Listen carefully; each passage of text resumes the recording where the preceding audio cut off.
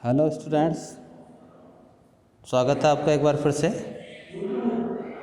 पिछले वीडियो में हमने शब्द शक्ति के अर्थ और उसकी परिभाषा के बारे में जाना। आज इस वीडियो में हम शब्द शक्ति के भेदों के बारे में जानेंगे। शब्द शक्ति के 3 भेद होते हैं: अभिधा शब्द शक्ति, लक्षणा शब्द शक्ति और व्यंजना शब्द शक्ति। तो शुरू करते हैं सबसे पहले अभिधा शब्द शक्ति। अभिधा शब्द शक्ति क्या है? तो अभिधा शब्द शक्ति का मतलब ये है कि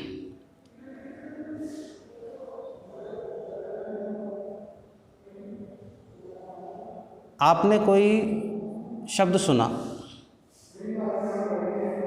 सुनकर जो प्रथम दफ़ा आपने अर्थ ग्रहण किया, वो प्रथम अर्थ ही अभिधा शब्द शक्ति है। जैसे मैंने कहा गधा,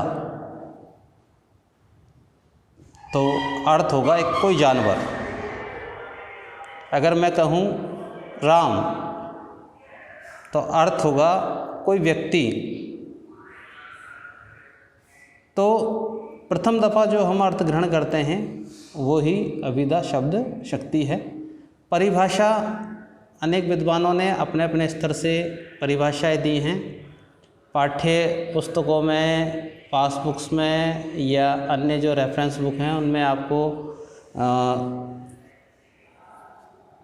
थोड़ी बहुत अलग परिभाषाएं मिलेगी, तो उनसे भ्रमित होने की आवश्यकता नहीं है। वे सभी अभिधा शब्द शक्ति की परिभाषाएं हैं। यहाँ मैंने 2-3 परिभाषाओं का संकलन किया है। आप जो चाहे उस परिभाषा को याद कर सकते हैं। तो पहली परिभाषा देखिए, शब्द की जिस शक्ति से किसी शब्द के मुख्य अर्थ का बोध होता है, यानी शब्द का मुख्य अर्थ क्या है, यदि हमें इस बात का पता लगता है तो वो अभिधा शब्द शक्ति है।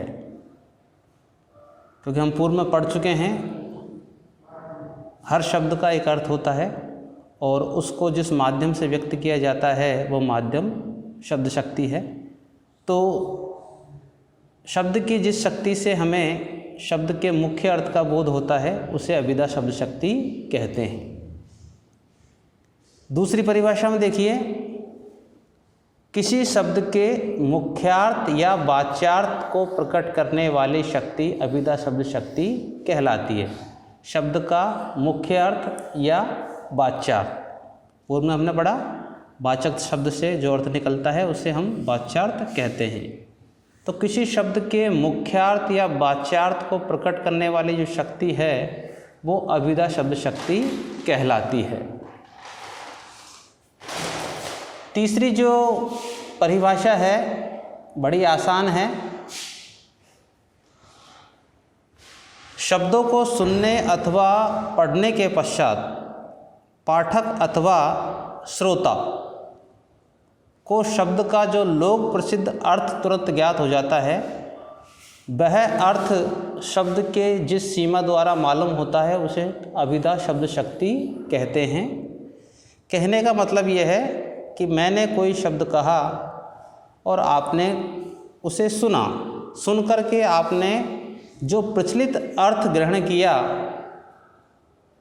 वह अभिधा शब्द शक्ति है। उदाहरण, यहाँ कुछ उदाहरण प्रस्तुत किए गए हैं।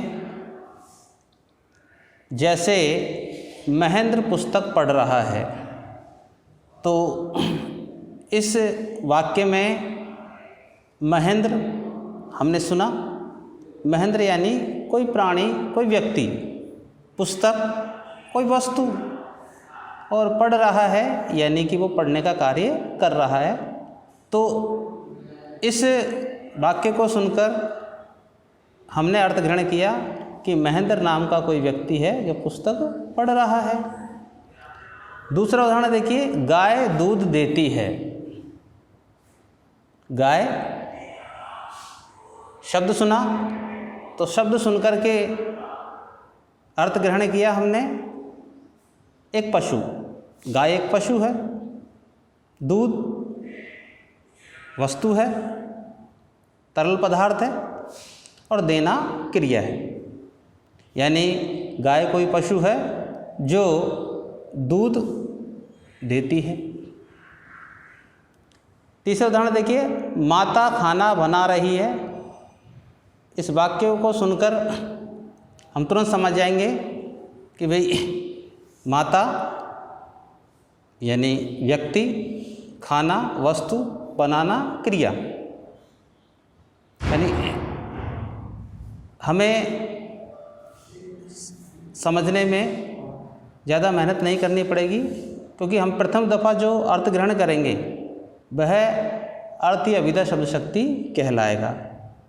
तो किसी शब्द को सुनकर, किसी वाक्य को सुनकर जो हम प्रथम दृष्टि जो अर्थ ग्रहण करते हैं जिस भी माध्यम से, वो माध्यम या अभिधा शब्द शक्ति कहलाता है। शब्द शक्ति गद्य और पद्य दोनों भागों में होती है। तो यहाँ आपको एक बात ध्यान में रखनी है, यमक अलंकार आप पढ़ चुके हैं, मैं पढ़ा चुका हूँ। यमक अलंकार में भी अभिधा शब्द शक्ति ही होती है अधिकांशतः। यदि अलंकार में, यमक अलंकार में जो शब्द प्रयुक्त हुए हैं उनका हम प्रचलित अर्थ ग्रहण करते हैं, तो वहाँ अभिधा शब्द शक्ति ही होती है। जैसे एक उदाहरण है आपके सामने, कनक कनकते सो गुनी मादकता अधिकाए, बा खाए बोराए जग इहीं पाए बोराए। तो इस उदाहरण में कनक कनक ये शब्द हैं। तो यहाँ जो हम अर्थ ग्रहण करेंगे, कनक का लोक प्रसिद्ध अर्थ जो है सोना है। दूसरे कनक का अर्थ धतूरा है। तो यहाँ हमने अर्थ ग्रहण किया कि सोने की जो मादकता है वो धतूरे से कई गुना अधिक है। धतूरे को खाने से आदमी पागल होता है और सोने को प्राप्त करने से ही व्यक्ति पागल हो जाता है। तो यहाँ हमने इसका सामान्य अर्थ ग्रहण किया, तो यहाँ यमक अलंकार है। इसके अलावा उत्प्रेक्षा अलंकार, जहाँ उपमेय में उपमान की संभावना व्यक्त होती है, आपको पूर्व में पढ़ाया जा चुका है। उत्प्रेक्षा अलंकार के पदों में भी मुख्य अर्थ प्रकट होता है। अतः याद रखिए, उत्प्रेक्षा अलंकार जहाँ होगा वहाँ अभिधा शब्द शक्ति होगी। जैसे उदाहरण दिया हुआ है, सोहत ओढ़े पीत पट श्याम सलोने गात। इस अलंकार में पीत यानी पीले, पट यानी वस्त्र, श्याम श्री कृष्ण, सलोना सांवला, गात यानी शरीर। तो लोक प्रचलित अर्थ हम ग्रहण करते हैं कि श्री कृष्ण जो है सांवले शरीर पर पीले वस्त्र पहने हुए ऐसे लग रहे हैं मानो नीलमणि। नीलमणि एक पर्वत है, आतप पर्यो प्रभात, यानी सुबह का जो प्रकाश नीलमणि पर्वत पर पड़ रहा है। तो यहाँ इस उदाहरण में लोक प्रचलित अर्थ ग्रहण किया गया है।